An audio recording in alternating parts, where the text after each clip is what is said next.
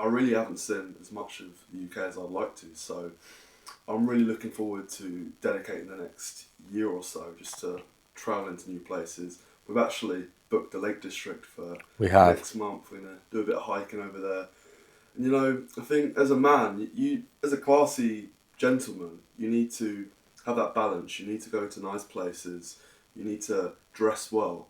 But as a man, a masculine man, you also need to have the ability to have these skills like light a fire, have the physical ability to go on a long hike and not shower for a couple of days when you're camping. Yeah, yeah. That's a good way of putting it because you need to be able to mix the two because you can't be the guy who's only in the tuxedo who then is like, oh no, I won't get my hands a bit dirty and I won't go and wash my pots and pans from some boiled up river water that I had to sanitize with like water purification tablets like we're going to be doing. I think it's important to have the polarity of that in your life because otherwise you are just a guy without substance who can just frame himself nice in a suit. And that's kind of like what we touched on. I think it was yesterday, wasn't it, where we were saying about ceiling and floor. And any guy can like look the absolute best he wants to on the date. He can shave, he can iron his clothes and look the absolute best. But his floor can be really low. But anyone can push their ceiling really high for one day. And so you need to be the guy who has his floor raised to a certain point where like you have the substance about you. It's more than just a tuxedo that you can put on every now and then or a nice shirt or whatever it might be.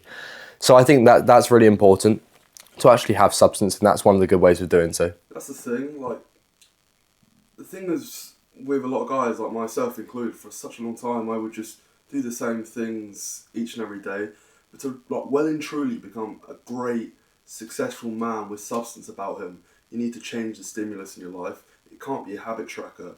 You need new experiences. You need to travel to new places, go to different countries, meet new people, not be afraid to try new things. Like, self-improvement, it's so binary. Don't go to the club. Go to the gym. You can't skip the gym. Mm-hmm. You need to eat this. You can't eat sugar. I mean, yes, that stuff's pretty helpful early on, but it does. This stuff isn't gonna make you a well-rounded individual. Yeah. You can have nothing to talk about.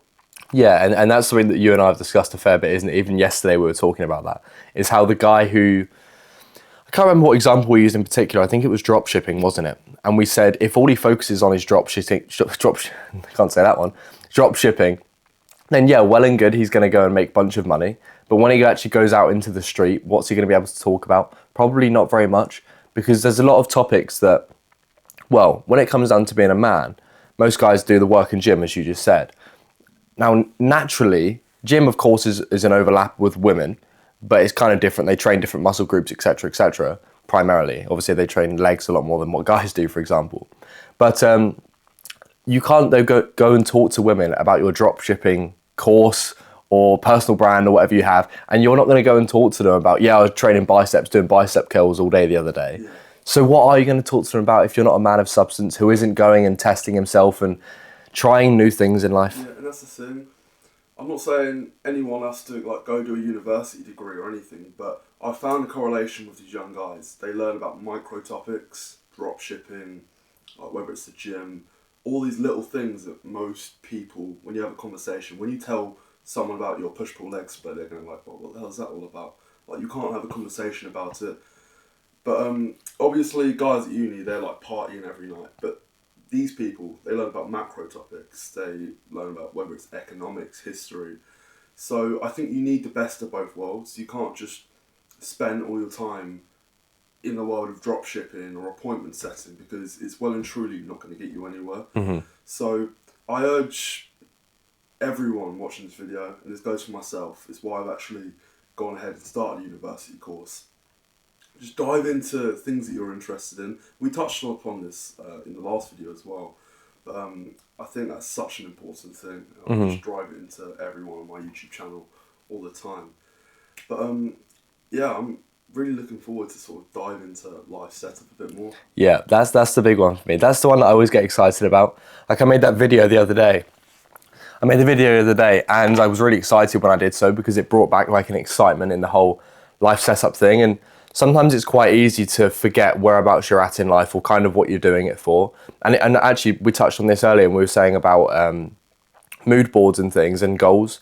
And like when you get past a certain age, you don't really need to have goals, in my opinion. I think you share that because you just know, like, I know that I want to end up in the Cotswolds, blah, blah, blah. And that's what that whole video was about. But nonetheless, making that video for me brought back a realization that no, this is exactly what it's going to look like, and that's exactly what it takes to get that. And we're two English guys, obviously, and as you say, we've travelled around the world a lot. We've seen a lot of places. Why is it for yourself that you want to stay in England, in spite of like Spain, France, here, there, and everywhere else that we've been? Why England when everyone else is leaving? I mean, there's a couple of reasons. I mean, most of the people that say, I bloody hate the UK, it's a shithole, it's a failed society, they often live in places like down south, Bournemouth, Portsmouth, or you've got Birmingham, all these horrible places, right? And they've never really, like a bit like myself, I haven't seen loads of the UK, but they haven't actually gone out there to beautiful places like Oxford. I'm very privileged to live in a place like Cambridge, absolutely stunning place. I'll drive down a new road and just look at the beauty of it and I'll just be amazed. And that's one reason I love it. Another reason, the other big one is I've been to many countries. I've been to pretty much every continent. And they've all got their positives. I mean, Budapest, that's a really peaceful place. It's a great place to lock in. But at the same time, it's hard to find like really high quality places to go to.